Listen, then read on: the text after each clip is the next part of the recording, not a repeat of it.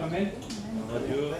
Voilà, merci Seigneur. Merci pour le frère qui nous apporte de la parole de Dieu. Voilà, avant de commencer, avant de laisser la place au Rudy, on va prier le Seigneur. Amen. On va tout remettre dans les mains du Seigneur. C'est lui qui dirige tout. C'est lui qui sait tout. C'est lui qui fait tout. Lui, c'est comment faire. Amen. Alors, on va lui donner toute la place. Je demanderai au Stanik de prier le Seigneur pour la réunion. Et je demanderai aussi aux frères. Hein? La grâce. Ce soir, c'est ta parole qui va t'annoncer ce soir, Seigneur. Merci, mon Jésus-Christ, pour ta parole de ce soir qui va te parler. C'est la persévérance, c'est de toucher des cœurs ce soir. Ton serviteur que choisis, mon Jésus-Christ. Que ton nom soit béni, glorifié. Prends toute la place, ce soir, Seigneur Jésus-Christ. Sois la gloire, mon Jésus-Christ. Dans tes mains, je vais faire une victoire dans cette soirée. Ta gloire, la gloire, mon Seigneur. Bénis ton serviteur, ta joie, Seigneur. Amen. Seigneur Jésus, je te loue et te rends grâce, c'est vrai. Merci, Seigneur Dieu, encore pour cette journée. Mais merci pour cette soirée que tu nous accordes, Seigneur Dieu. Nous puissions te louer et te glorifier encore ce soir, Seigneur Jésus. Merci pour tes chants, tes cantiques, Seigneur Jésus. Tes témoignages, la parole qui va être annoncée, Seigneur Dieu. Te louons et te remercions pour tout cela, Seigneur Jésus. Merci de ta grâce, Seigneur Dieu, et de toute la bonté que tu as pour nous. Merci, Seigneur. Amen. Gloire à Dieu. Gloire au Seigneur. Amen. Gloire à Jésus. Voilà, on fait la réunion ensemble, frères et sœurs. On va chanter un vêtement blanc. Gloire à Dieu. On va bien faire des mains dans les mains et puis on chante ensemble. Gloire à Dieu. Amen.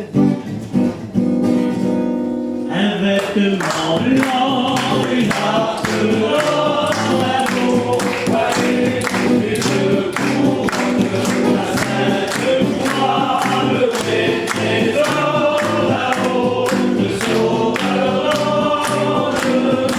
Ah, Jésus, mon sauveur, qui m'a tant aimé, et ma lettre sur le calvaire, il m'a dans son grand amour sauvé du péché, je vis dans sa lumière. Oui, nous marchons tout joyeux, nous marchons tout joyeux, nous marchons tout joyeux. Oui, nous marchons tout joyeux, nous marchons tout joyeux, les cieux. Le dimanche suis heureux, le lundi plein de joie, le mardi la paix que le monde ne connaît pas. Le mercredi je lis dans la lumière. Le vendredi, samedi, c'est le ciel sur la terre. Oui, nous marchons tout joyeux, nous marchons tout joyeux, nous marchons joyeux. Oui, nous marchons tout joyeux, nous marchons tout joyeux, les cieux. Amen. Amen. Gloire à Dieu. Nous marchons tout joyeux vers les cieux. Gloire à Dieu. Vous savez, des fois, ça arrive, des fois qu'on a, c'est vrai, on a mine un peu triste par rapport à ce qui nous entoure. Mais quand on vient à la réunion, puis qu'on se rappelle la destination que le Seigneur nous a préparée, c'est pour ça qu'on marche tout joyeux, frères et sœurs. Parce que Dieu nous a préparé un beau projet pour nous amener dans le ciel. Et vous nous amener avec nous dans la place qu'il nous a préparée pour être avec lui. Alléluia. Et c'est pour ça que le chrétien, même s'il a des soucis, des problèmes, parce qu'on a les pieds sur terre, mais merci Seigneur, quand on vient à la réunion, quand on est en communion avec les frères et sœurs, d'avoir une petite conversation du Seigneur, c'est pour ça qu'on marche. Alléluia. Merci Seigneur, on va chanter encore un cantique ensemble. Et après, on va avoir un beau programme, on va écouter des témoignages, des chants de cantiques. Merci Seigneur. On va être bénis ensemble. Amen. Gloire à Dieu. On chante.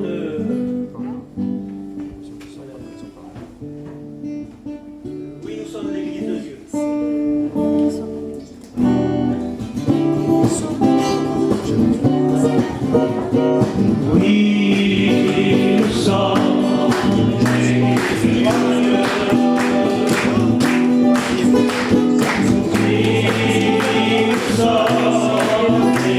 de Dieu.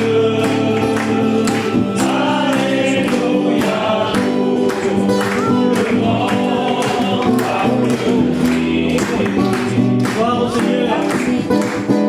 Tout le monde frappe les mains. Il nous a sauvés de nos péchés. Et nous remplis de son Esprit Saint. Pourquoi nous emmener au paradis? Alléluia, Alléluia. On reprend ensemble. Loué soit l'Église de Dieu. Oui, soit l'Église de Dieu. Alléluia, tout le monde parle de lui. Tout le monde frappe les mains. Il t'a sauvé de nos péchés. Il nous remplit de son Esprit Saint pour nous emmener au paradis. Alléluia, Alléluia. Merci Seigneur. Gloire à Dieu. Merci Seigneur encore pour ces bons projets qu'il a pour nous. Gloire au Seigneur. Voilà, ce soir je suis content parce que je suis à la réunion déjà, mais en plus c'est mon copain qui va apporter le message qu'il a mis sur son cœur. Alors je suis content pour ça. Merci Seigneur. On va prier pour lui après, puis tout, on va vraiment être bénis ensemble, je le sais d'avance. Merci Seigneur. Gloire à Dieu, on va rentrer dans le programme, on va écouter des beaux témoignages, des belles expériences. On va écouter le frère Kevin nous donner son témoignage d'une expérience qu'il a sur son cœur. Gloire au Seigneur. Ah ben, gloire à Dieu, c'est toujours un privilège de rendre témoignage, de dire ce que le Seigneur a fait dans une vie. Ben, moi, voilà, j'étais un garçon qui était dans le monde, comme pratiquement tous les jeunes garçons, et puis voilà, j'étais dans le monde, et puis on était des gens qu'on partait souvent en mission, parce que mes parents étaient convertis. On allait partout où on pouvait aller, là où il y avait des missions, on était dans toutes les conventions. Mais moi, j'étais, comme je disais, j'étais très loin de Dieu. Je vivais pour mes copains, pour les sorties, pour faire la fête, pour faire tout ce qu'un jeune garçon fait dans le monde. Et je me suis marié, j'ai continué comme ça. Et avec le temps qui s'est passé, ma femme s'est convertie. Et ma femme, elle a fait beaucoup d'expériences avec le Seigneur. Je savais qu'il était vrai, je savais qu'il existait. Mais c'était très difficile pour moi de faire le pas. De dire, je savais qu'il y avait un Dieu qui était là, qui nous voyait, mais c'était très compliqué pour moi. Donc je ne pouvais pas accepter Dieu parce que ma vie n'était pas en accord avec Dieu. Je n'étais pas un garçon méchant, je n'étais pas un brigand, je n'étais pas un voleur, j'étais un garçon qui vivait normal. Il y a beaucoup de garçons qui me connaissent ici. Un converti, j'étais quelqu'un de bien, je restais respectueux de tous les gens, je respectais les chrétiens, les pasteurs. Là où j'allais, j'avais plein de copains. Mais voilà, j'étais privé de la gloire de Dieu, parce que j'avais pas fait la paix avec mon Dieu.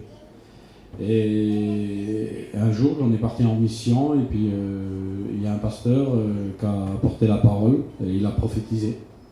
Il a prophétisé les moments du coronavirus, 2 ans avant.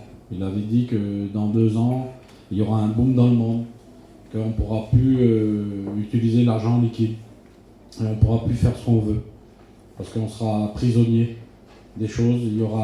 Il avait prédit ces choses-là, et je lui avais demandé après la réunion, parce que ça a touché mon cœur, ça m'a interpellé, c'était un homme important, et quand je lui ai demandé, il a dit oui, je suis sûr, si je te le dis, c'est parce que je l'ai sur mon cœur, et le Seigneur me le révèle, le Saint-Esprit me l'a dit, il a dit dans 2 ans tu ne pourras plus utiliser de liquide, il vaut mieux accepter le Seigneur maintenant.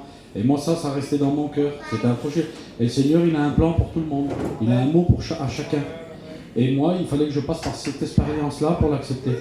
Et 2 ans après, je suis parti à l'étranger, on est parti à la chasse avec mes cousins. On était quelques campings et puis on est revenu. Et puis on s'est réjoui dans le monde. Et puis mon oncle il m'a dit, tu te réjouis dans le monde, c'est bien, d'accord, tu as fait ce que tu voulais. Mais de Dieu, t'en fais quoi? Il dit, des pasteurs, t'écoutes pas ce qu'ils disent.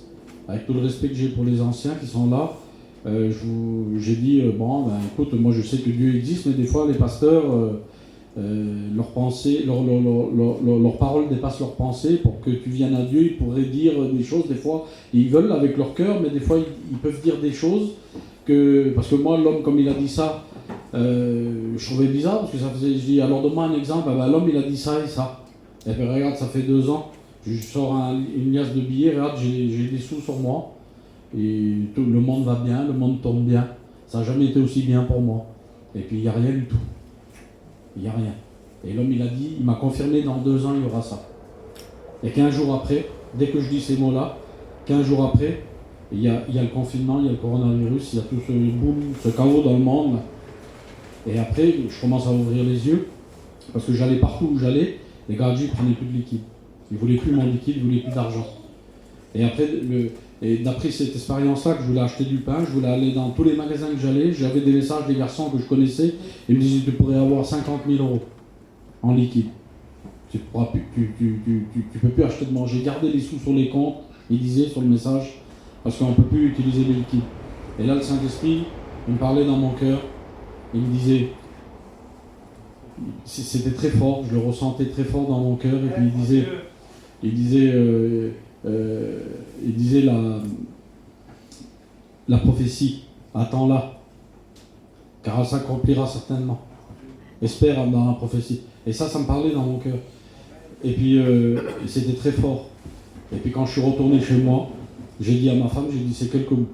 C'est simple, j'ai dit, j'étais un garçon qui priait jamais, j'étais un garçon qui ne voulait pas de Dieu, parce que je pensais que c'était pour les fêtes, je pensais que c'était pour les malades, je pensais que c'était pas pour moi. Mais j'avais besoin de la grâce de Dieu. Chaque homme sur terre a besoin de Dieu. Tout homme. N'importe qui, il peut être fort comme il veut, il peut avoir de l'argent comme il veut. Mais tôt ou tard, il aura toujours besoin de Dieu. Moi, je croyais que j'avais besoin de rien. J'avais besoin de l'argent et de mes copains. Je pensais que c'était ça la vie. Mais j'étais totalement trompé. J'ai dit à ma femme, j'étais un garçon qui priait jamais. Mais maintenant, je me tourne vers Dieu. Amen. Je fais demi-tour, je change de voie. Et quand j'ai dit ça, c'était comme une prière. J'ai pris mon chien, une après-midi. Quand j'ai dit ça, j'ai pris mon chien, je suis parti me promener. Et dans mon cœur, ça frappait très fort, ça disait, à la fin, je répandrai mon esprit sur toute chair.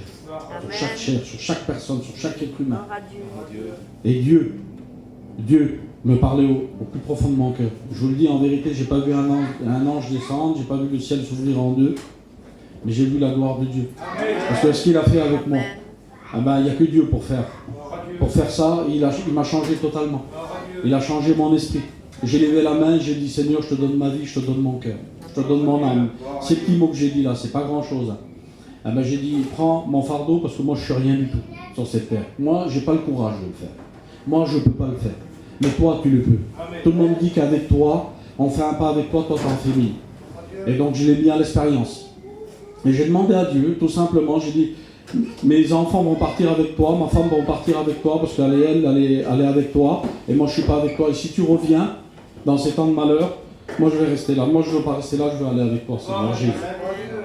Alors je te donne ma vie, je te donne mon cœur. Toute mon âme, je te la donne ma vie, prends-la, je te donne tout. Et il s'est passé 3 jours comme ça, dans le tourment.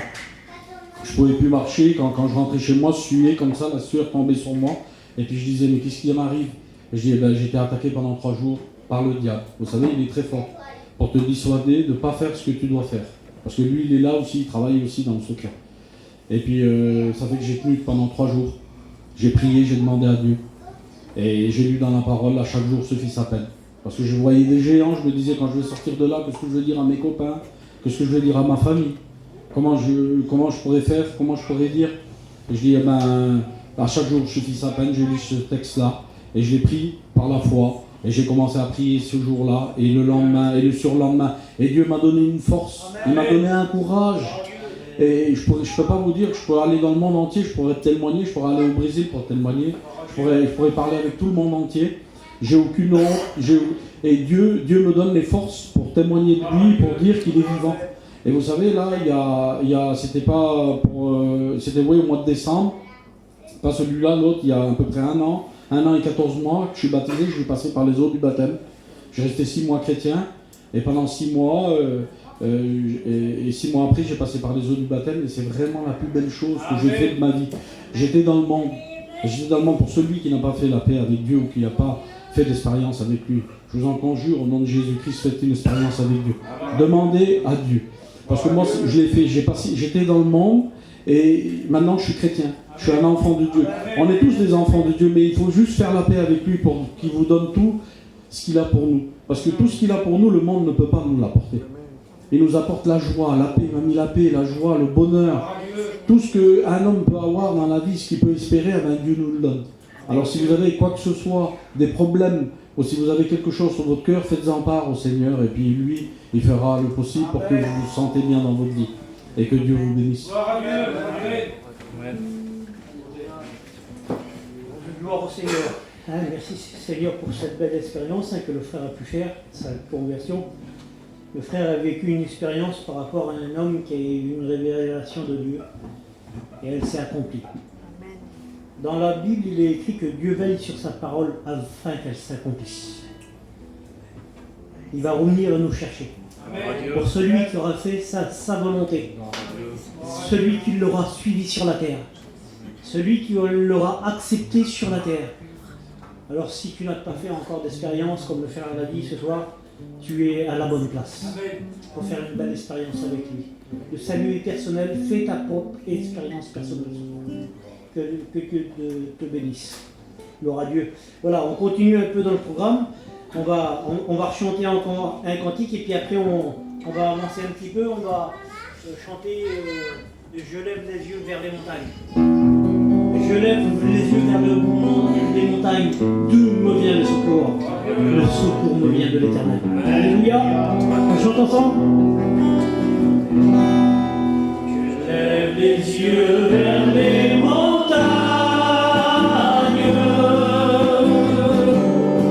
D'où me vient le secours? Le secours vient de l'Éternel. Il créa le ciel et la terre. Je lève les yeux vers les montagnes.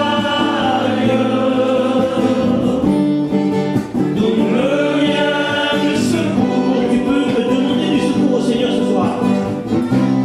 Le secours me vient de l'Éternel, qui créa le ciel et la terre. Il ne sommeille pas celui qui me garde. Il est son nom à ma main. Je ne crains rien. Il ne sommeille pas celui qui me garde. Il est son nom à ma main. Je ne crains rien.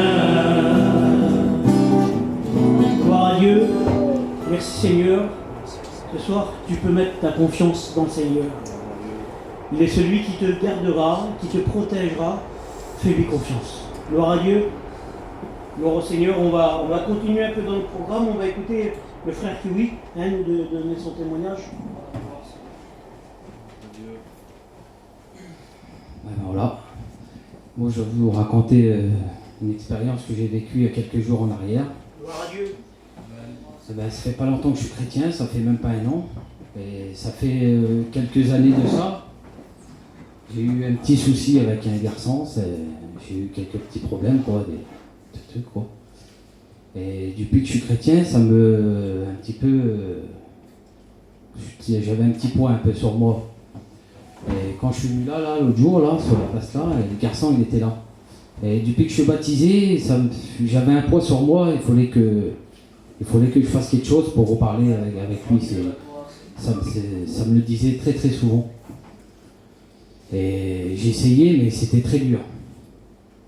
J'ai essayé de faire un petit peu, parce qu'après, quand on est chrétien, on est obligé, on peut pas parler à quelqu'un, on est obligé de parler, on peut pas baisser la tête quand on voit quelqu'un, vous savez comment que ça marche.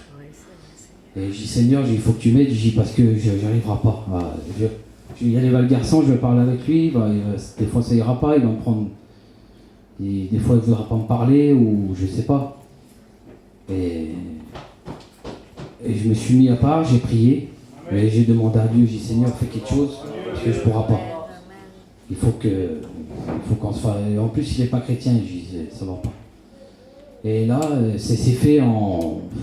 Je ne peux pas vous expliquer. On s'est reparlé, mais sans. Comme si il n'y avait jamais rien eu. Et il y a un poids qui est parti de moi, je ne peux pas savoir. Parce que je prends mon culte, tout ça, et je ne parle pas à quelqu'un, alors ça allait pas dans ma vie, ça allait pas du tout. Et je remercie Dieu parce que j'ai tout mis entre ses mains, et ça s'est fait vraiment très bien. Et je remercie Dieu pour ça. Amen.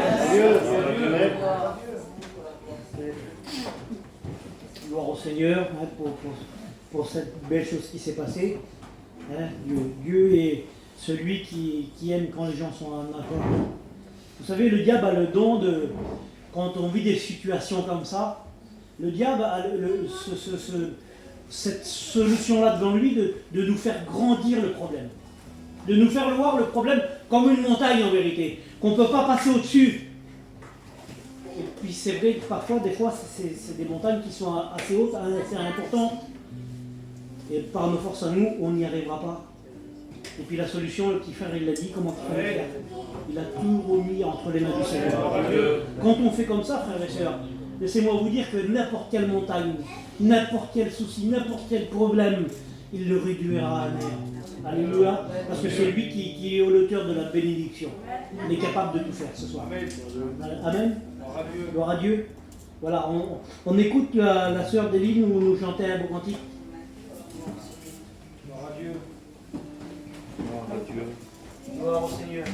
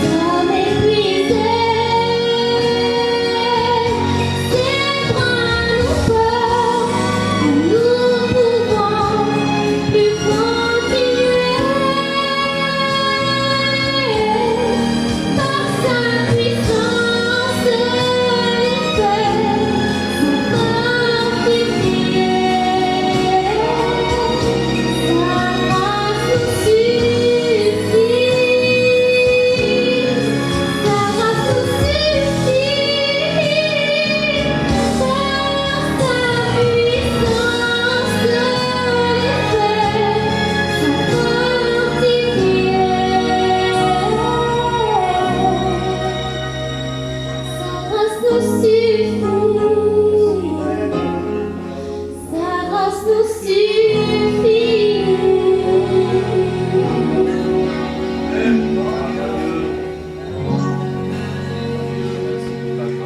Gloire au Seigneur pour ce beau cantique. C'est vrai que sa grâce nous suffit.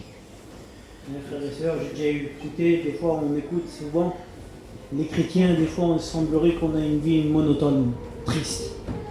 Mais en vérité, c'est pas qu'on a une vie monotone ou triste, c'est qu'on n'a plus besoin des choses futiles pour être bien. Sa grâce nous suffit. D'être à la réunion, d'écouter un cantique, de ressentir la présence de Dieu. C'est ce que j'ai besoin dans mon cœur. Et si tu voudrais goûter à ça ce soir, peut-être toi aussi, eh ben fais comme nous.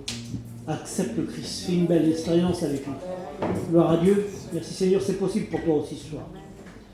Gloire au Seigneur. Voilà, donc on continue, on est bien ensemble. Hein. On continue un petit peu dans le programme. On va écouter le frère nous dire un petit mot. Hein, son témoignage d'une expérience comme il a sur son cœur.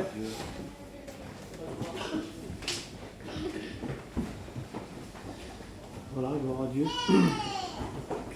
Mon témoignage, bon, il est assez simple. Moi, je peux vous dire que le Seigneur, il a changé ma vie. Amen. Gloire au Seigneur. Il m'a vraiment changé, le Seigneur. Gloire à Dieu. Il m'a changé parce que je lui ai fait confiance et j'ai venu vrai et sincère devant lui. Et à l'instant que j'ai venu devant le Seigneur comme ça, le Seigneur, il a changé toute ma vie. J'ai grandi dans les missions, moi. J'ai toujours connu l'évangile, mais je venais à la réunion avec une grosse tête, avec beaucoup de pensées contraires. Et je ne comprenais pas que c'était l'ennemi qui mettait ça dans ma tête. Chaque fois que je venais à la réunion, je voulais accepter le Seigneur, mais au moment de lever la main, au moment de faire un pas avec Dieu, je me faisais toujours avoir. Parce que l'ennemi me fait voir la vie de Dieu comme une montagne. Mon travail, mes copains, j'avais beaucoup de liens. J'avais beaucoup de liens. J'étais un malade des cartes, j'aimais bien boire un verre, j'avais bien les copains, j'étais lié, beaucoup lié. Et je dis ça, j'arriverai pas à m'en débarrasser. Et beaucoup pour plus court, ça a duré très longtemps, j'ai fondé un foyer. Et j'avais un bon foyer, des enfants en bonne santé, j'ai ma petite qui vient de chanter là. Et tout allait bien chez moi. Mais j'avais un vide dans mon cœur. Le vrai bonheur, je n'avais pas. J'avais une bonne aspect pour les copains. Je faisais rigoler tout le monde. Mais comme je revenais chez moi le soir, j'avais peur de l'enfer. Je savais que si le Seigneur revenait, j'allais en enfer. Et là, j'étais tourmenté tous les soirs. Et je dis, Seigneur, c'est simple de t'accepter. Et moi, je refuse toujours ton appel. Et tout le monde que j'ai tardé comme ça, je me suis reculé, j'ai dit les choses de Dieu, ben ça ne sera pas pour moi, je ne serai plus jamais un chrétien. Et je vous coupe le plus court. Il y a une réunion qui s'est faite, une dernière réunion pour moi. Mais là, cette réunion-là, je n'ai pas venu comme les autres réunions, j'ai venu vrai et sincère pour Dieu. Et j'ai mis Dieu à l'épreuve. J'ai dit, Seigneur, c'est peut-être la dernière réunion que je vais aller. Mais je veux que tu me dévoiles. Je veux que tu dises tout ce que j'ai besoin sur mon cœur. Et là, j'ai été vraiment sincère à la petite prière que j'ai faite. J'ai rentré dans la réunion. J'ai été bouleversé. Amen. Tout le message de Dieu, il était pour moi. Et là, au moment-là que je voulais faire une expérience avec Dieu, j'ai dit, Seigneur, je vais te donner mon cœur, mais je ne veux pas simplement lever la main. Vraiment, je vais te donner mon péché, ma misère. Et l'ennemi, il était là. Et là, il y a eu un combat encore une fois. Et l'ennemi me fait voir plein de choses. Et là, j'ai compris que le bon chemin, il était là. J'ai dit, Seigneur, je vais essayer. Si j'arrive pas, ben, je laisserai tomber. Mais je dis, je vais essayer. Et là, j'ai été sincère. Je ne peux pas vous dire comme le Seigneur il a changé ma vie. Amen. Des choses que je ne croyais pas à y arriver, tout est parti. Où c'est que je ne croyais pas, j'ai dit, Seigneur, c'est pas possible que c'est bon comme ça, la vie de Dieu, comme il a dit le garçon, là. On n'a plus envie. C'est ça que je me disais, moi. Je dis, Seigneur, je vais être un chrétien, puis je vais mourir pour faire encore ce que je fais. Mais c'est pas ça, c'est pas vrai. C'est l'ennemi qui nous fait croire ça. Comme on accepte le Seigneur, qu'on est réel dans notre cœur. On les a plus, ces pensées-là. On n'a plus envie. Les gens du monde, ils croient qu'on a envie, qu'on les désire. C'est pas vrai, Seigneur. On suffit, on a la paix, on a la joie. Comme j'ai accepté le Seigneur, je me suis réveillé le matin, je l'ai vu, quelle paix dans mon cœur, quelle sécurité. Ça fait 18 ans que je suis chrétien, 19 ans à peu près. J'ai expérimenté la guérison dans mon foyer. Le Seigneur a guéri 3 fois ma campagne. J'ai vécu des moments avec Dieu. Quelle richesse, le Seigneur, quelle bonté. Je ne peux pas vous expliquer les délivrances que j'ai pu avoir. parce que j'ai fait confiance au Seigneur. Soyez vrais, soyez sincères, c'est simple, les choses de Dieu. Il ne faut pas vous compliquer. Il faut être vrai simplement. Que Dieu vous bénisse. Gloire à Dieu. Merci Seigneur. Quelle beauté Seigneur. Simplement être vrai. Le frère il a dit qu'il venait avec sa tête à la réunion. Et avec la tête, vous savez, les choses de Dieu, on ne peut pas comprendre. C'est trop grand pour nous. Avec la tête, on peut pas, c'est impossible à comprendre. C'est tout simplement une histoire de cœur. Et vous le savez, vous l'avez déjà écouté. Mettez-le à l'épreuve. Dans sa parole, c'est dit que si tu mets Dieu à l'épreuve, tu demandes qu'il ouvre les écluses des cieux pour toi et puis il va te bénir. Il est là pour te bénir ce soir, le Seigneur. Gloire au Seigneur. Merci, Seigneur, pour cette belle expérience vécue de la conversion. C'est beau, Seigneur. Il n'y a rien de plus beau. Pour moi, c'est le plus grand miracle que Dieu a fait, c'est ça. C'est la conversion, le changement de direction. C'est ça. Merci, Seigneur.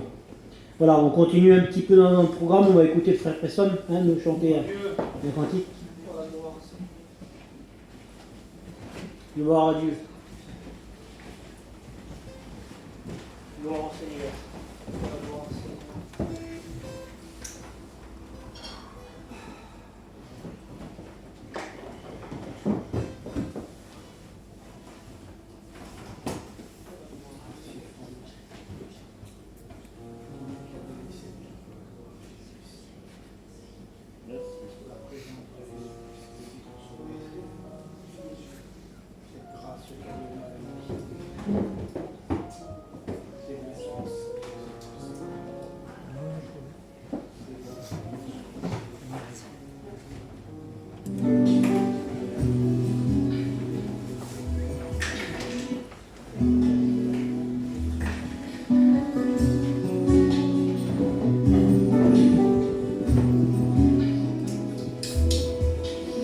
Aveuglé dans ce monde de douleur, mendiant de joie et de bonheur, mon quotidien, c'était l'obscurité. Pour l'éternité, je n'ai jamais pu contempler le ciel. Mes yeux étaient fermés sur l'essentiel.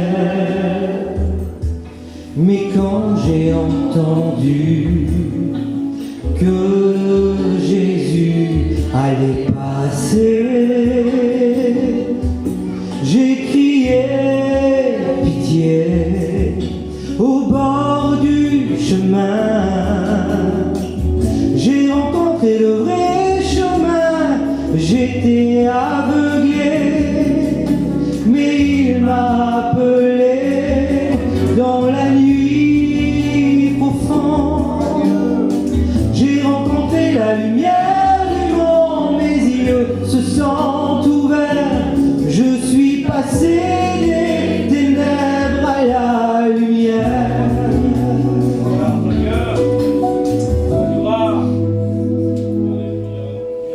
Je pouvais voir le bonheur,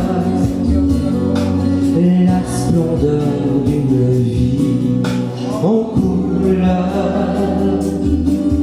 Moi je voyais du noir en cherchant un peu d'espoir.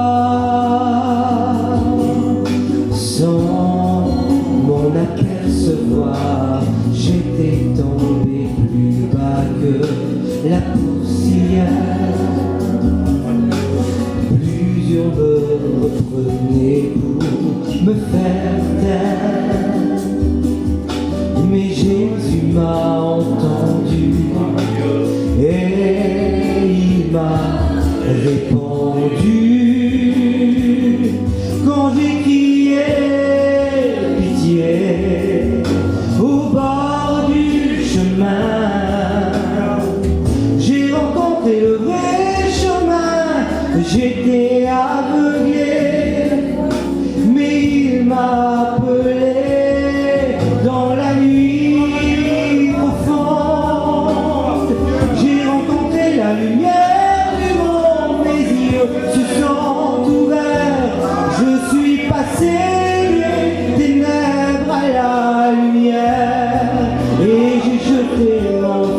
fardeau.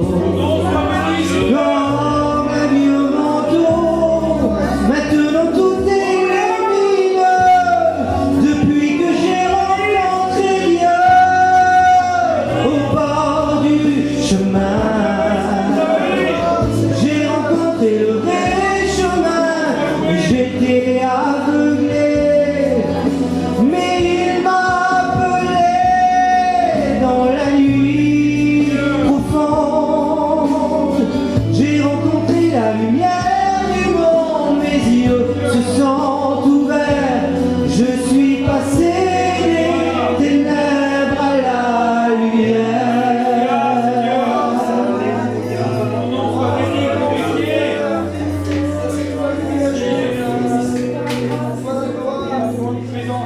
Gloire à Dieu, merci Seigneur. Merci Seigneur. Vous savez, sur cette histoire biblique, c'est sur le message que je me suis converti moi. Et quand j'étais à la Réunion, je commençais à suivre le Seigneur.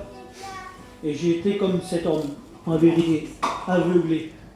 Parce que la Bible, elle dit ça, que le Dieu de ce siècle a aveuglé l'intelligence de l'homme pour qu'il ne puisse pas voir briller la splendeur de l'Évangile. Et puis en vérité, moi, dans ma position où j'étais aveuglé. Je faisais du mal autour de moi. J'étais pas terrible comme garçon. Et puis j'ai commencé à suivre le Seigneur par rapport à ma compagne. Elle avait rencontré le Seigneur. Et puis j'ai été dans une réunion, 2 réunions, 3 réunions. Et ça s'est fait en pas longtemps, ma conversion. J'ai voulu rechercher mon cœur parce que j'étais malheureux. Et puis quand j'étais à la réunion, j'ai mis Dieu à l'épreuve avant d'arriver à la réunion. J'avais plein de misère, et puis j'ai tout donné au Seigneur avant d'arriver dans la réunion.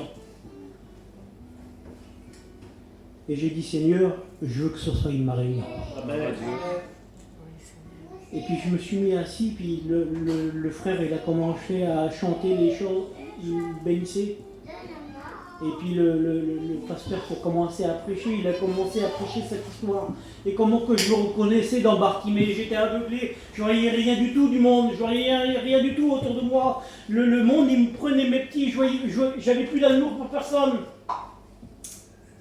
Et puis quand j'ai écouté ça, que Jésus allait passer, et puis qu'il fallait l'interpeller comme Bartimée, en pleine réunion, j'ai fait comme Bartimée il a fait. Je connaissais pas grand chose des réunions. Mais je me suis levé en pleine réunion et j'ai crié, fils de David, aie pitié de moi. J'ai interpellé le Seigneur comme l'homme il l'a fait, comme Bartimée l'a fait. Vous savez qu'est-ce qu'il a fait? Les écailles ils sont tombés. Je suis reparti, j'étais plus le même homme. Délivré de toute la misère. J'ai dormi comme un petit bébé. Je ressentais la présence de Dieu. Le lendemain, j'avais peur que la présence de Dieu parte de moi. Quelle beauté la conversion. C'est pas l'histoire d'un homme. C'est pas l'histoire de montage de tête. C'est pas l'histoire de ça. C'est une histoire, encore une fois, de cœur. Ouvre ton cœur à la présence de Dieu. Et tu vas voir qu'est-ce que le Seigneur est capable de faire dans une vie. Arrête de regarder les bénédictions des autres. Mets Dieu à l'épreuve. Gloire au Seigneur. Merci Seigneur pour la belle réunion qu'on a ce soir. Gloire à Dieu. Voilà, le temps est avancé en heure. J'aurais voulu que le petit Rudy il nous chante le dernier cantique. J'aurais voulu que la parole de Dieu nous bénisse ce soir.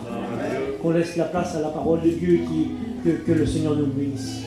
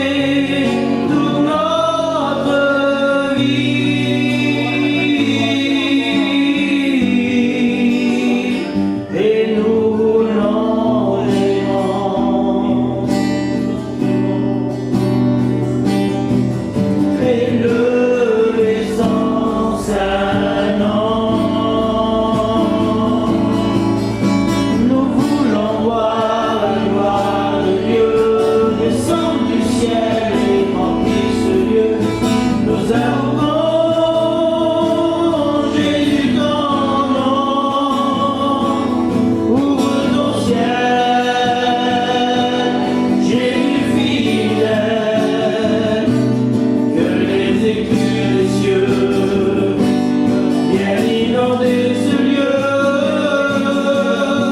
Attire nos cœurs à toi, Seigneur, garant-toi ce pour le bonheur. Animons-nous dans le Seigneur, enlève-nous à ce marteau. Nous voulons nous prosterner et du bien nous renouveler. On a besoin de former un lien, menant la main ensemble pour aller plus loin. Les gens se perdent partout autour de nous. Il faut prendre position, Dieu nous a confié une mission. Nous devons être libres, oui, voyons-nous Jésus-Christ.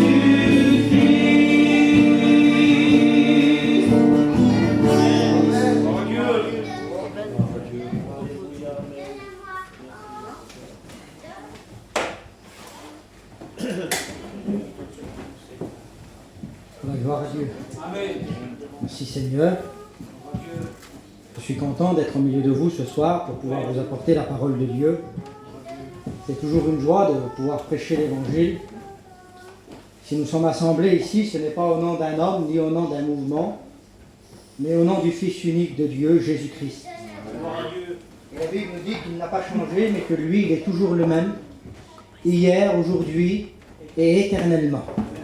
Ça veut dire que l'évangile qui a été prêché au temps de Jésus et au temps des disciples, elle est toujours la même. Lorsque Jésus a dit à ses disciples, allez par tout le monde prêcher la bonne nouvelle à toute la création et baptiser les hommes au nom du Père, au nom du Fils et au nom du Saint-Esprit. Ben, cet évangile-là, cette bonne nouvelle-là, c'est de l'évangile qui parle parce que le mot évangile, ça veut dire bonne nouvelle. C'est la même évangile que ce soir. La même évangile qui a été prêchée il y a 2000 ans, c'est toujours la même aujourd'hui. Et puis cet évangile, c'est la parole de Dieu. Et la Bible nous dit dans l'évangile de Jean, au chapitre 1, qu'au commencement était la parole, que la parole était avec Dieu et que la parole était Dieu, et que toute chose a été faite par elle, et rien de ce que nous voyons aujourd'hui n'a été fait sans elle. Car la Bible nous dit qu'en elle était la vie, et que la vie était la lumière des hommes, et qu'elle est venue éclairer ceux qui étaient dans les ténèbres. Et j'aimerais te dire ce soir que si tu es dans les ténèbres, Jésus peut être ta lumière. Et la Bible nous dit que cette lumière-là, et que cette parole, elle est venue habiter parmi nous pleine de grâce et pleine de vérité. Et cette parole a un nom, c'est Jésus-Christ. Et elle est au milieu de nous ce soir. Et j'aimerais te dire que Dieu, que Jésus veut toucher ton cœur, parce que lui, il ne change pas. Vous savez, on écoutait des beaux témoignages, on a écouté des beaux cantiques, et on sent l'approbation de Dieu dans la réunion, on sent l'Esprit de Dieu qui est au milieu de nous. Alors ce soir, qu'est-ce que toi tu vas faire de cette réunion-là? Est-ce que tu vas rester insensible à la parole de Dieu, ou est-ce que tu vas ouvrir ton cœur à ce que Dieu touche ta vie, qui brise tes chaînes, qui rompt tes liens? Parce que la Bible nous dit que sa parole, elle casse les verrous de fer, qu'elle est comme de l'or éprouvé, qu'elle court avec rapidité, la parole de Dieu. J'aimerais te dire que la parole de Dieu, elle est capable de briser tes chaînes ce soir. Et puis, le Seigneur a mis un message sur mon cœur. Vous savez, je suis un garçon, j'ai toujours une crainte de prêcher. C'est normal, on l'a tous, ça. Mais je ne sais pas, ce soir, c'est particulier. Et je voudrais que le Seigneur bénisse. Puisse bénir ton cœur, ta vie. Puisse te faire passer des ténèbres à la lumière. Et puis un jour, la Bible nous dit que... On trouve cette histoire dans le livre des Actes des Apôtres, au chapitre 17. La Bible nous dit que... Je voudrais vous faire la lecture, juste sur un petit mot.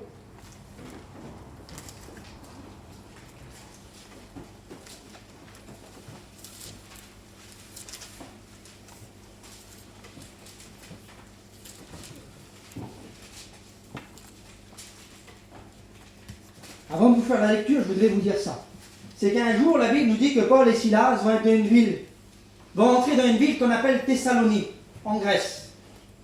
Et lorsqu'ils vont être dans cette ville-là, la Bible nous dit qu'il va y avoir des hommes, ils vont rentrer selon la coutume, pendant la coutume, selon 3 sabbats, ils vont rentrer dans la synagogue et puis ils vont enseigner. Et la Bible nous dit qu'ils vont commencer à parler de Jésus, de la résurrection, et puis ils vont dire, ce Seigneur, Jésus, quand je vous parle, c'est celui que vous avez crucifié, c'est lui qui était le Christ. Et là, la Bible nous dit qu'il y a des hommes qui vont être convaincus de ce que Paul et Silas disaient là. Et lorsqu'ils vont être convaincus, il y avait des hommes, la Bible nous dit qu'ils vont être jaloux, des hommes méchants, qui vont soulever le peuple à l'agitation. Ils vont soulever le peuple à l'agitation, et puis à cause de eux, Paul et Silas, ils vont être obligés de se sauver. Ils vont se sauver dans une ville qu'on appelle Bérée. Et lorsqu'ils vont être dans la ville qu'on appelle Bérée, là, les hommes, ils étaient un peu plus aimables, et puis ils vont commencer à parler de Jésus, puis ils vont faire pareil. Et les hommes de Thessalonique vont le savoir. Ils vont venir à Bérée, puis ils vont commencer à soulever le peuple. Et là, la Bible nous dit que Paul va s'en aller à Athènes tout seul. Pour l'instant que Silas, il attendait ses compagnons de travail. Et lorsqu'il va être à Athènes, il va se passer quelque chose de terrible.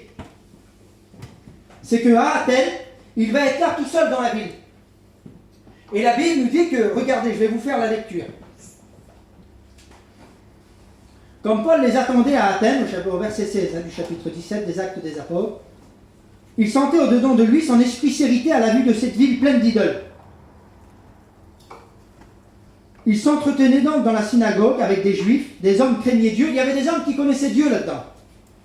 Et sur les places publiques, chaque jour, avec ceux qu'il rencontrait, avec les philosophes, les épicuriens, les esturiens, ils se mirent à parler avec lui en disant « Que veut dire ce discoureur ?» D'autres l'entendaient annoncer Jésus, la résurrection. Ils disaient « Il semble annoncer une divinité étrangère. » Alors ils prirent et l'amenèrent à l'Aréopage. Et l'Aréopage, c'était un espèce de tribunal religieux de l'époque qui se trouvait à Athènes. C'était important pour les gens de là-bas. En disant « Pourrions-nous savoir quelle est cette nouvelle doctrine que tu enseignes, car tu nous fais entendre des choses étranges, et nous voudrions savoir ce que cela peut être. » Or, les Athéniens et les étrangers demeurant à Athènes ne passaient leur temps qu'à dire et à écouter des nouvelles. Et là, Paul est debout au milieu de l'Aréopage, là, et puis ils vont commencer à poser ces questions-là à Paul. C'est quoi que tu enseignes? C'est quoi que tu dis? Et puis là, il est debout, lui, au milieu de l'Aréopage, devant ce tribunal, là, ils veulent l'entendre. Qu'est-ce que tu racontes? Et là, Paul, debout au milieu de l'Aréopage, la Bible nous dit ça. Paul va dire ça. Homme athénien, je vous trouve à tout égard extrêmement religieux, car en parcourant votre ville et en considérant l'objet de votre dévotion, j'ai même découvert un autel avec cette inscription « à un Dieu inconnu ».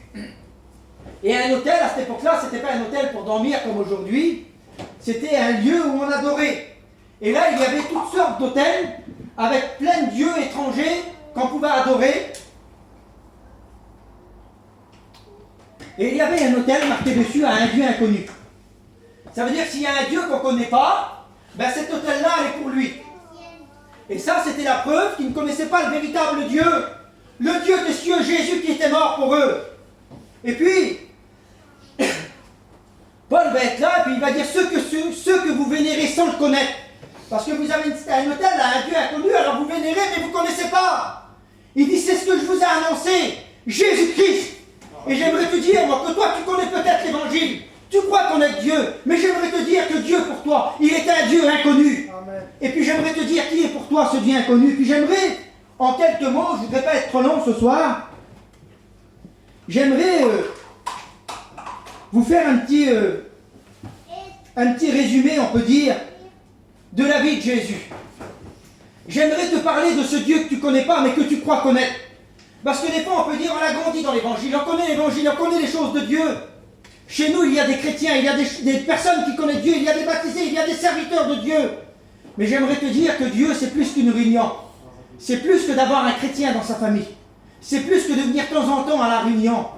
Derrière le plan de la croix, derrière la crucifixion, j'aimerais te dire qu'il y a le plan divin de Dieu, que Dieu a mis en exécution dans l'éternité pour toi. Parce que la Bible nous dit qu'il nous a prédestinés dans son amour à devenir des enfants d'adoption. Et puis un jour, la Bible nous dit, regardez comme ça, 1 Pierre chapitre 1 et verset 20, il y a des prophètes qui vont prophétiser et qui vont annoncer un Messie qui devait venir. Il devait venir pour sauver les hommes, pour apporter la rédemption à tous les peuples, pour apporter un salut éternel à tous les hommes qui étaient perdus. Et puis là, les prophètes vont prophétiser. Et regardez ce qui a été écrit au niveau du Seigneur dans 1 Pierre au chapitre 1 au verset 20. Il dit qu'il fut désigné avant la fondation du monde et qu'il a été manifesté à la fin des temps à cause de nous. Et puis là, des prophètes vont se lever parce que lui, il a été désigné. Et puis Dieu a établi des hommes pour prophétiser qu'un salut allait venir. La Bible nous dit dans 1 Pierre, au chapitre 1, verset 10, que les prophètes qui ont prophétisé touchant la grâce qui leur était réservée ont fait de ce salut l'objet de leur recherche et de leur investigation. Ça veut dire quoi ça? Ça veut dire qu'il y avait des hommes qui étaient là, ils étaient inspirés par le Saint-Esprit. Et ils annonçaient quelqu'un qui devait venir, un salut qui devait venir pour sauver les hommes. Mais eux, à cette époque-là, ils étaient un petit peu embrouillés, puis ils étaient dans les nuages. Alors ils s'appliquaient à rechercher qu'est-ce que c'était qu'ils prophétisaient là. Mais j'aimerais te dire aujourd'hui que toi, tu n'es pas dans les nuages, tu n'es pas embrouillé, tu sais très bien qu'est-ce que la parole de Dieu veut de toi. Et puis un jour, un homme va prophétiser, un homme qu'on appelle Michée. Il va dire de toi, Bethléem, au chapitre 5 du livre de Michée, Ephrata, petite parmi les milliers de Judas, de toi sortira pour moi celui qui dominera sur Israël, et dans les activités remontant au ancien et au jour de toute éternité. J'aimerais vous te dire que Jésus était prophétisé et annoncé dans l'éternité de Dieu. Et là, des hommes vont prophétiser encore. Et puis un jour, Ésaïe aussi va prophétiser. J'ai pris quelques prophéties pour vous montrer la grandeur de ce que Dieu avait annoncé.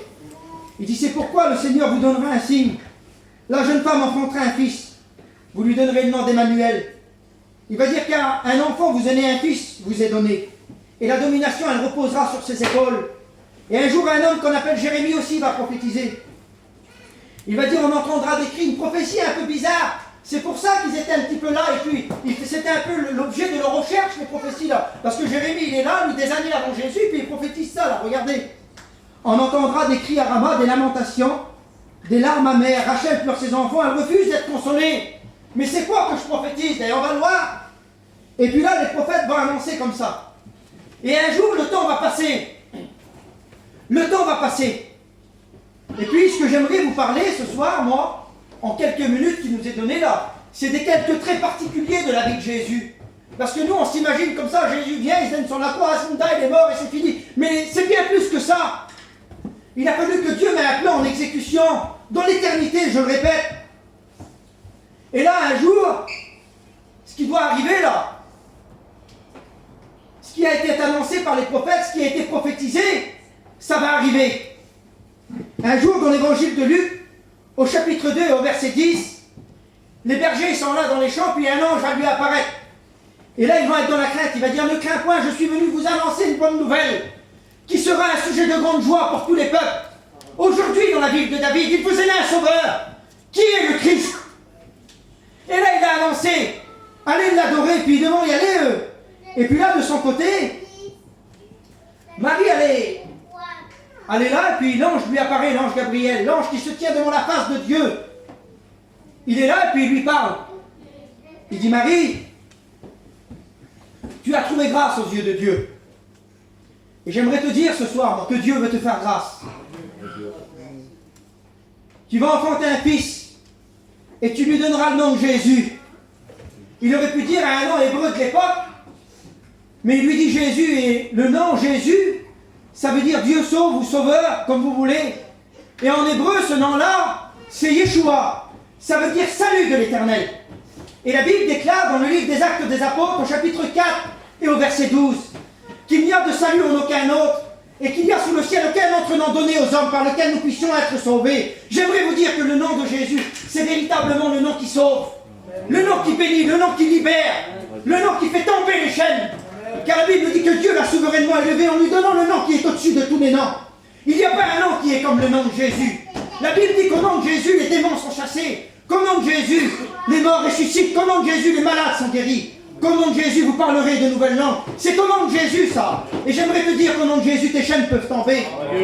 Qu'au nom de Jésus, tu peux avoir une nouvelle vie, un sens nouveau, une vie nouvelle. Que Dieu peut combler ton cœur. Si tu as de l'angoisse, au nom de Jésus, tu peux avoir la paix. Si tu n'es pas bien dans ta vie, Jésus peut te rendre bien. C'est ce nom-là qui est puissant. C'est ce nom-là qui guérit. C'est ce nom-là qui élève. Et puis, elle est là, elle, et puis, Jésus va parler à Joseph de son côté. Il va dire, Joseph, ne crains pas de prendre Marie pour femme. Car l'enfant qu'elle a conçu, il vient du Saint-Esprit. Et puis là, tout va se rentrer dans l'ordre. Et il va apparaître au mage aussi. Il va dire, allez à Jérusalem. Il va dire, vous trouverez l'enfant dans une crèche de Vénéta. Il dit, vous trouverez l'enfant mailloté, et puis il dit là, allez apporter ce que vous devez apporter, là, l'or, la myrrhe, l'encens. Je ne veux pas m'attarder sur ces choses. Mais vous savez, je vous ai dit que j'allais vous parler de quelques traits particuliers de la vie du Seigneur. C'est que sa naissance à Jésus, elle est particulière. Comme un enfant le né, il naît. Mais là, lorsque lui, il va naître, les mages vont venir à Jérusalem, là. Et puis dans la ville de Naïm. Et lorsqu'il va arriver, ils vont aller chez Hérode. Hérode, c'était un roi qui n'était pas bon du tout. C'était un usurpateur, si vous voulez. Il se fait dépasser pour quelqu'un qui n'était pas. Et lorsqu'il va voir, et lui, ce qu'il lui a apporté à lui, c'était sa place de roi. Et puis des fois, ce qu'il nous apporte à nous, c'est un petit peu notre place, notre travail, notre commerce, notre famille. Qu'est-ce qu'ils vont dire, hein? Qu'est-ce qu'il va dire l'autre là-bas, là? Et puis lui, c'est ce qu'il lui a apporté. Comment on est mieux adorer le roi qui est né? Un roi, si un roi né, c'est que je perds ma place, je ne serai plus roi, moi. Alors il dit, écoute, allez le chercher. Quand vous le retrouvez, vous venez me le dire. Et moi, j'irai aussi l'adorer. Mais c'est un menteur, il voulait le tuer. Et puis j'aimerais vous dire, moi, que lorsqu'ils vont aller, ils vont être avertis, puis ils ne vont pas retourner chez lui. Puis il va retomber dans une grande fureur. Et vous savez qu'est-ce qu'il va faire? La Bible nous dit qu'il va faire tuer tous les petits bébés de 2 ans et en dessous. Et ce fut la parole qui s'est accomplie du prophète Jérémie que je vous ai dit tout à l'heure. La Bible nous dit, on entendra des cris à Rama. Rachel perd ses enfants, elle refuse d'être consolée. Ça va être une catastrophe dans Jérusalem. Pourquoi? Parce que lorsque Jésus est né, sa naissance, elle est particulière. Elle n'est pas comme la naissance d'un enfant normal. Sa naissance, elle a fait trembler les rois de la terre. Le diable a tremblé devant la naissance de Jésus. Amen. Et j'aimerais te dire que toi, tu ne dois pas trembler, mais tu dois être heureux qu'un sauveur est présent parmi nous. Amen. Le diable a tremblé devant la naissance de Jésus. Il va avoir peur. Il va vouloir tuer, mais il ne peut pas tuer celui qui est l'auteur de la vie. On ne peut pas celui qui est la vie. On ne peut pas tuer celui qui est la vie. Amen. Car Jésus a dit, je suis la résurrection et la vie. Dieu. Je suis le chemin, la vérité et la vie. Amen. Et là, il est là. Et là, ils sont là, et puis, c'est particulier sa naissance. Et là, Jésus, la Bible nous dit qu'il va apporter de l'or, de la myrrhe, de l'encens. Et là, Jésus va grandir. Et un jour, il va aller aussi à Jérusalem. Jésus va avoir 12 ans. Et lorsqu'il va avoir 12 ans, sa mère va l'oublier.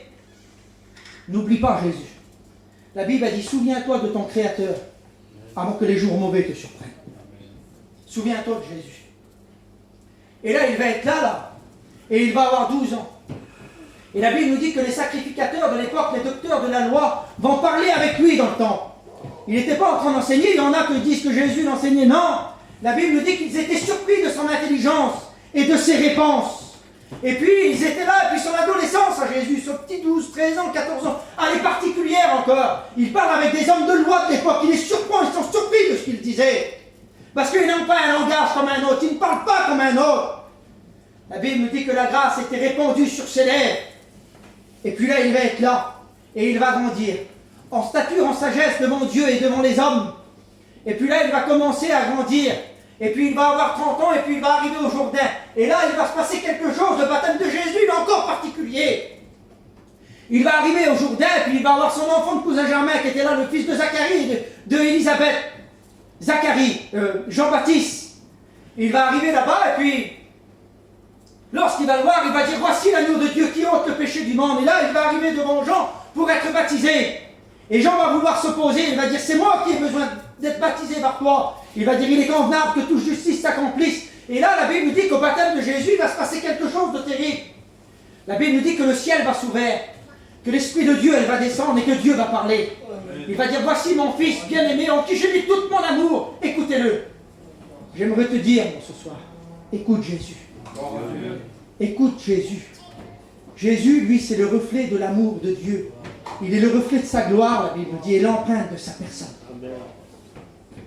Et là, à partir de là, il va commencer son ministère. Son ministère puissant. Jésus n'avait pas un ministère comme quelqu'un d'autre, vous savez. Moi, je n'ai pas son ministère toujours. Et là, il va commencer son ministère.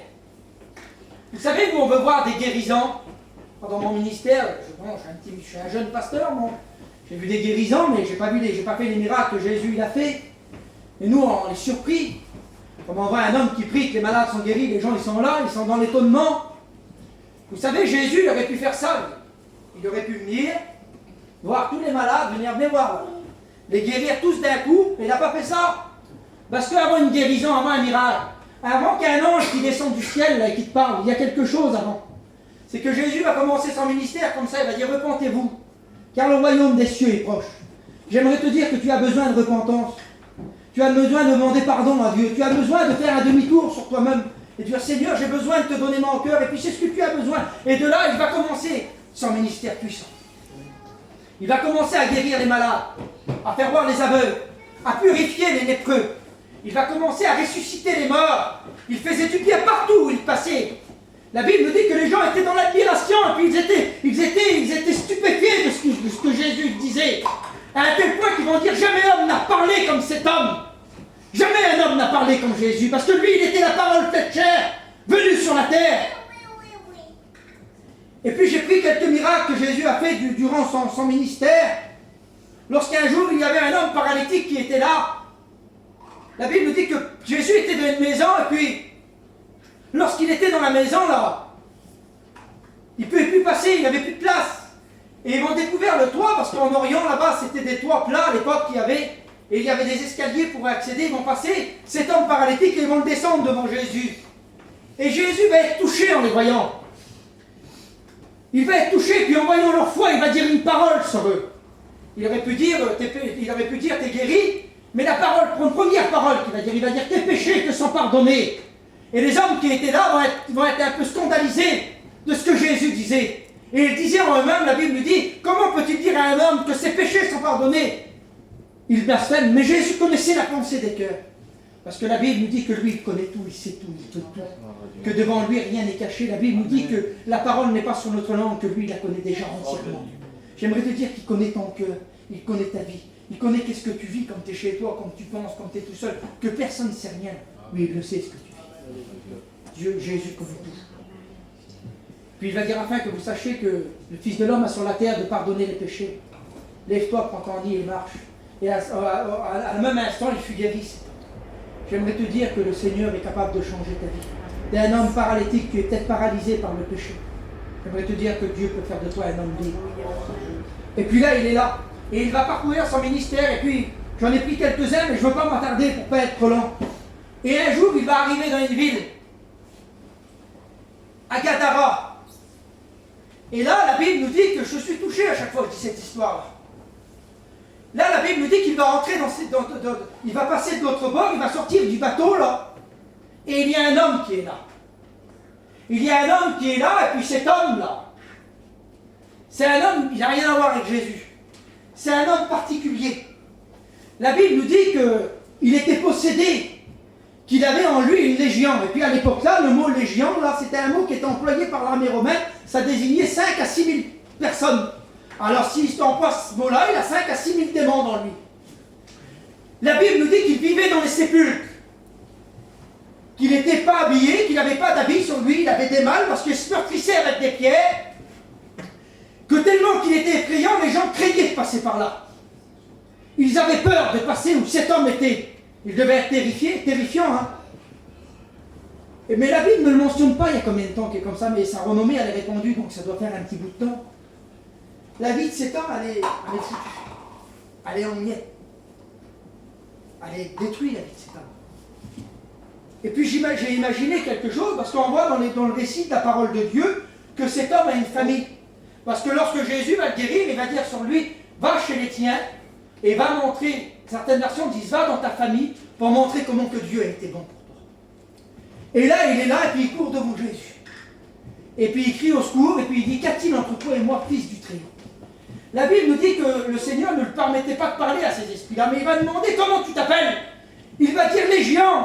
Et Jésus va avoir un dialogue avec lui. Et la Bible nous dit qu'il va être là, et puis j'imaginais ça. C'est pas la Bible qui le dit, mais c'est moi. Je ne sais pas, peut-être qu'il avait des enfants, une femme, la Bible a dit sa famille. Peut-être qu'il était marié, mais il ne peut vivre au sein du foyer.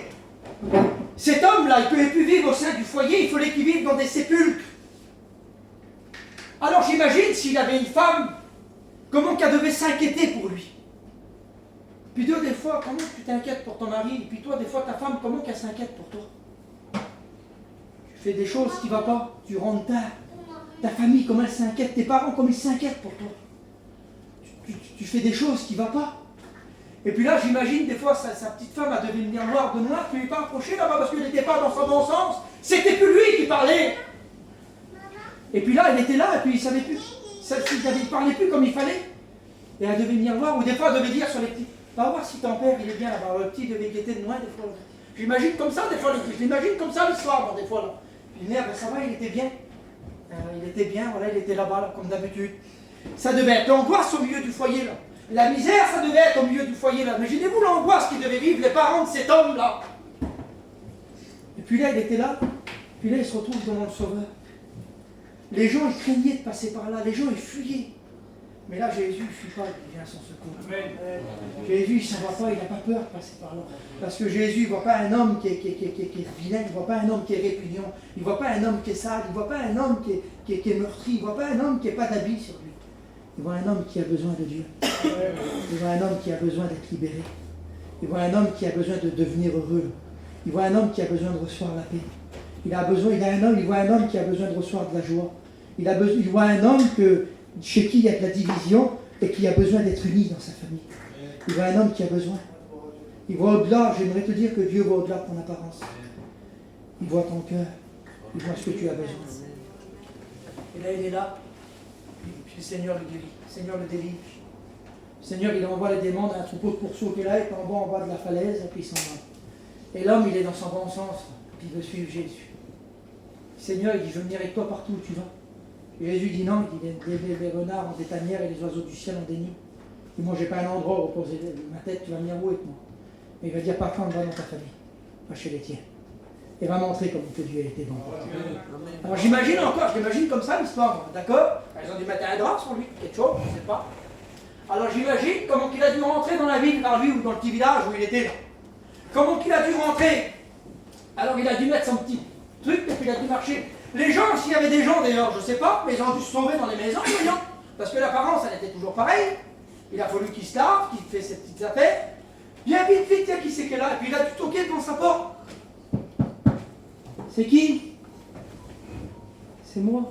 Qui, toi? Comme il a rouvert avec sa femme, elle a dû le voir. Elle a dû... Puisque tu fais quoi là? Non, n'aie pas peur. Il a dû dire ça sur elle. N'aie pas peur. Qu'est-ce qui t'est arrivé? J'ai rencontré Jésus.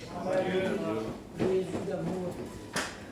Tu as l'habitude de boire, tu as l'habitude de sortir, tu as l'habitude de faire, je ne veux pas énumérer de choses, tu as l'habitude de faire des choses qui ne vont pas, tu as l'habitude de dire des choses qui ne vont pas, des fois comme cet homme, je sais très bien, c'est un cas extrême lui. Tu as besoin d'être, tu te disputes souvent avec ta famille, tu fais des choses qui ne vont pas, tu dis des choses qui ne vont pas, tes copains, ta famille, les gens autour de toi, ils te connaissent, ils savent t'es qui, ils savent tu fais quoi. Mais là, on voit comme on ouvre la porte, là. On voit plus l'homme qui était là-bas dans le sépulcre, on voit un homme qui a rencontré Jésus. On voit l'homme qui a rencontré la vie. Celui qui est le donateur de la vie. Celui qu'on appelle le Maître Jésus. Et là, il est là, et puis, t'as fait quoi? J'ai rencontré Jésus. C'est fini. Alors lui, je dis les mots à nous maintenant. Je bois plus.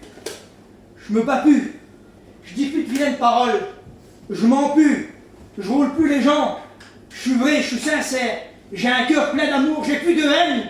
Je suis rempli de l'amour de Dieu, car Christ a changé ma vie. Tu voudrais pas que Christ rentre dans ton cœur? Tu voudrais pas qu'il change ta vie? Tu dis, mais je suis bien comme je suis, voilà. Tu voudrais pas qu'il rentre tes chaînes? Je suis bien comme je suis, mais tu crois que ce que tu vis aujourd'hui, une bouteille de whisky, un joint, une cigarette, ça peut te rendre plus heureux que celui qui a créé le ciel, la terre, l'univers et tout ce qui s'y trouve. Jésus a dit, venez à moi, vous tous qui êtes fatigués, chargés, je vous donnerai du repos. J'aimerais te dire qu'aujourd'hui tu peux rentrer dans le repos de l'éternel. C'est un texte de la Bible qui dit ça, entrer dans le repos de l'éternel. Tu ne voudrais pas que Dieu compte ta vie, il va revenir bientôt. Il va revenir chercher son église. Il ne faut pas que tu restes là. Vous savez, j'avais plein de choses à dire encore. J'avais plein de choses à dire. Et je termine, je ferme la Bible. Ce n'était pas le principal de mon message, qu'est-ce que j'ai dit. Je ne voulais pas le dire, ce que j'ai dit ce soir. Mais je l'ai dit, vous voyez bien. Dieu peut changer ta vie. Amen. Il peut combler ton cœur. Amen. Jésus a dit, venez à moi, vous tous qui êtes chargés, fatigués, je vous donnerai du repos. Tu peux entrer dans le repos de Dieu. Quand Jésus a dit, je suis la lumière du monde, celui qui me suit ne marchera pas dans les ténèbres, mais il aura la lumière de la vie. J'aimerais te dire que si tu es assis dans les ténèbres, Jésus sera ta lumière. Amen. Alors sur ces quelques paroles, J'aimerais qu'on prie le Seigneur. J'aimerais que, bien faire prier le Seigneur.